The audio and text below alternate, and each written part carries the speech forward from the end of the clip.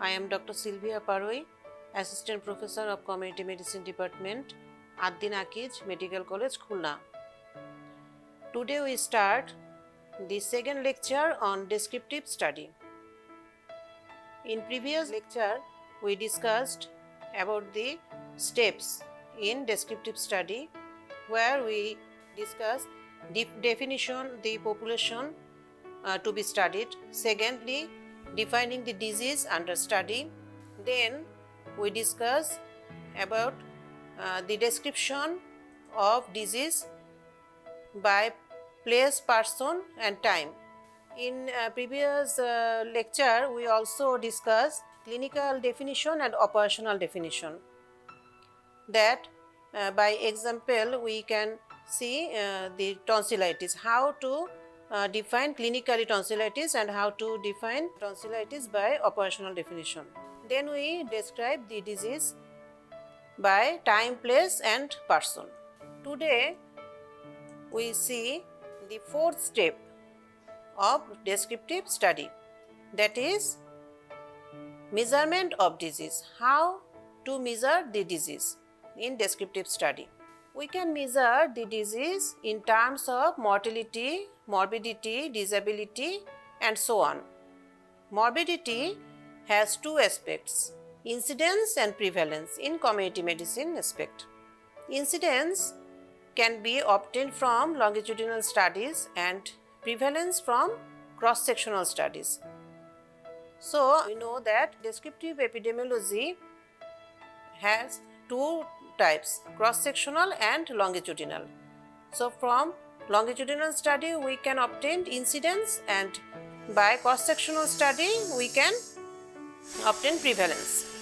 Now we see what is the criteria of cross-sectional study. It is based on a single examination of a cross-section of population at one point in time.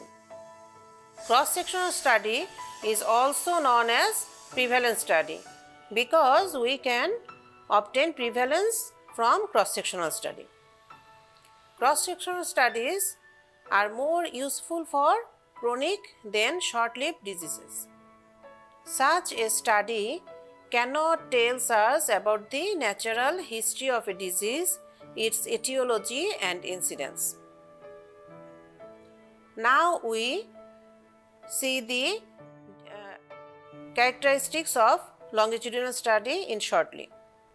Longitudinal study, observations are repeated in the same population over a prolonged period of time by means of follow-up examination.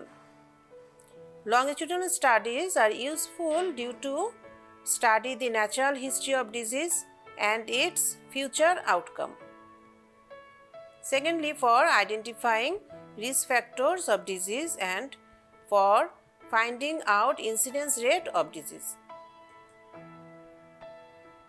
Now we go for fifth step in descriptive study, that is comparing with non-indices. By making comparisons between different populations and subgroups of the same populations, it is possible to arrive at clues to disease etiology and identify risk groups. Then we go sixth step in descriptive study, that is formulation of a hypothesis. An epidemiological hypothesis should specify the followings. What are that? First, characteristics of the persons, specific cause being considered, expected outcome of disease, dose-response relationship, amount of cause needed for effect incidence of disease, time response relationship, time period needed for effect incidence of disease. That in formulation of a hypothesis we must fulfill these 5 criteria, that is characteristics of the person, specific cause being considered, expected outcome of disease, dose response relationship and time response relationship. Now we see the example of hypothesis. If we see the example that say cigarette smoking causes lung cancer, this is incomplete hypothesis because in this hypothesis not fulfill last 5 criteria. Then how we make complete hypothesis? The smoking of 30 to 40 cigarettes per day causes lung cancer in 10% of smokers after 20 years of exposure. A hypothesis is a supposition arrived at from observation or reflection. It can be accepted or rejected using the techniques of analytical epidemiology. Now we see complete definition of hypothesis. A hypothesis is a prediction of a relationship between variables and problems under study which can be tested. Hypothesis, again two types, null hypothesis and alternative hypothesis. These types we will discuss in our biostatistics chapter.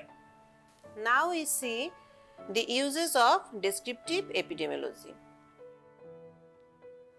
Descriptive epidemiology provides data regarding the magnitude of the disease load and types of disease problems in the community in terms of morbidity and mortality rates and ratios.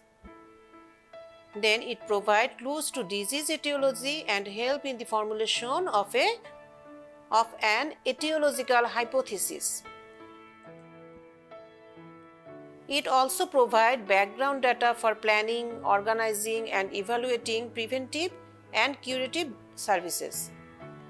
And they contribute to research by describing variations in disease occurrence by time, place and person. This lecture complete descriptive epidemiology by its characteristics and uses, and also we know in incidence and prevalence what is operational definition, what is clinical definition. Thank you everybody.